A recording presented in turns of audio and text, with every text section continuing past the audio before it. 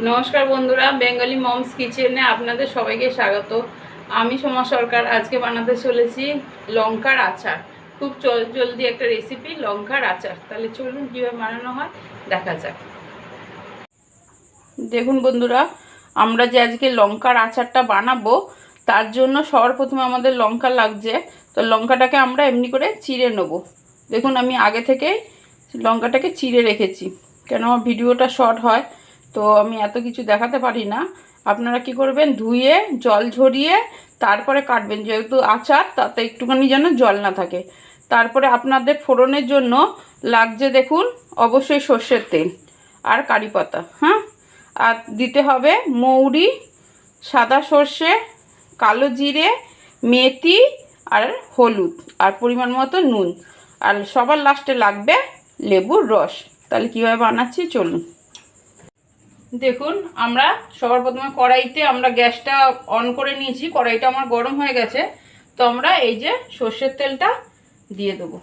সর্ষের তেলটা একটুখানি বেশি দেবেন, আচারের মধ্যে সর্ষের তেল খেতে ভালোই লাগে। সর্ষের তেলটা একটু গরম হতে দেবেন যাতে কাঁচা কাঁচা গন্ধ না হয়। তারপরে আমরা কারি পাতাগুলো আমরা ধুয়ে শুকিয়ে নিয়েছি। এবার আস্তে আস্তে যতক্ষণ সর্ষের তেল গরম হচ্ছে আমরা কারি পাতাগুলো ছিঁড়ে নেব। কারি পাতার গন্ধটা খুব ভালোই লাগে, তাই জন্য একটু বেশি পরিমাণেরই দেবেন। দেখুন এবার আমরা এই কারি পাতাটা তেলেতে দিয়ে দিলাম।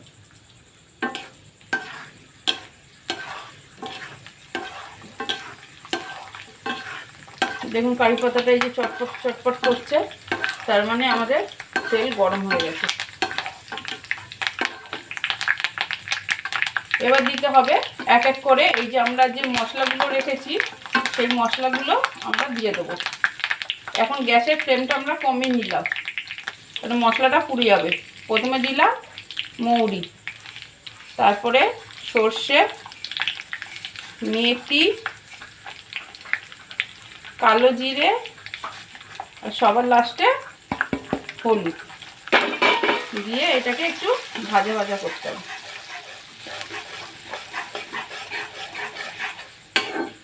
মশলাটা অবশ্যই ভাজতে হবে।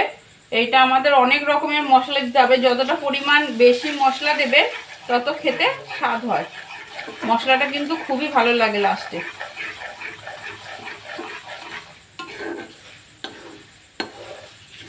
এবার গ্যাসটা আমি বাড়িয়ে নিয়েছি। এবার একটুখানি মশলাটা ভাজা ভাজা হয়ে যায়, একটু একটু রংটা হোক, চটপট করুক।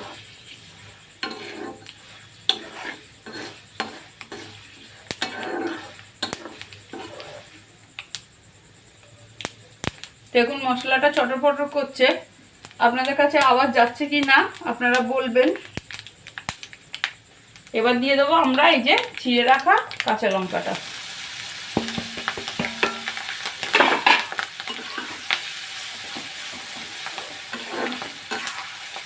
কাঁচা লঙ্কাটা দিয়ে আমরা নাড়াবো। গ্যাসটা কম করে দেবেন এই অবস্থায়, আর একটু কাঁচা লঙ্কাটা দিয়ে মশলাগুলো ভাজতে দেবে। বেশি জোরে রাখলে মশলাটা পুড়ে যাবে। কাঁচা লঙ্কাটা দিয়ে একটু নাড়তে হবে, একটু 5 মিনিট নাড়লে হয়ে যাবে।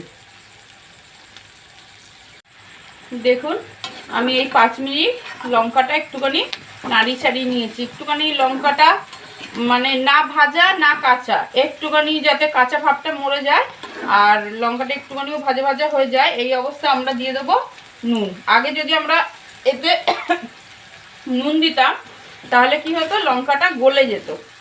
তো নুনটা সবজিতে ভাজা ভাজা করার সময় নুনটা যখন তরকারি করবেন তখন দেবেন আগে, নাহলে শুধু হলুদই দেবেন, কারণ নুন দেওয়া মানে সবজিটাকে নরম করে দেওয়া। নুন দিয়ে নাড়িয়ে ছাড়িয়ে আমরা দিয়ে দেবো এবার লেবুর রসটা। একটু পরিমাণটা বেশি দেবেন লেবুর রসে, যাতে অনেক দিন রাখলে আপনাদের অসুবিধা হয় না, নষ্ট হয়ে যাওয়ার ভয় থাকে না। তাই জন্য লেবু রসটা একটু দিতে হয়। আর লঙ্কার যে অতিরিক্ত ঝাল যে এই ঝাঁঝের গন্ধটা আর ঝালটার জন্য আমরা লেবু রসটা একটু বেশি ব্যবহার করি, কেন তাহলে লেবু রসটা কী করে ঝালটা আর কমিয়ে দেয়। তো আমার রেডি হয়ে গেছে, এবার আমি গ্যাসটা বন্ধ করে দেবো। দেখুন বন্ধুরা, আমার এই আচারটা রেডি হয়ে গেছে আর কি চটজলদি রেডি হয়ে গেছে। আপনারা এটা অনেক দিন ধরে স্টোর করতে পারবেন একটা কাচের বয়ামে। আর সব ভাত রুটি তরকারি বা ডাল ভাত সবার সাথেই এই আচারটা যায়। তো ভালো লেগে থাকলে আমাকে সাবস্ক্রাইব করবেন। ধন্যবাদ।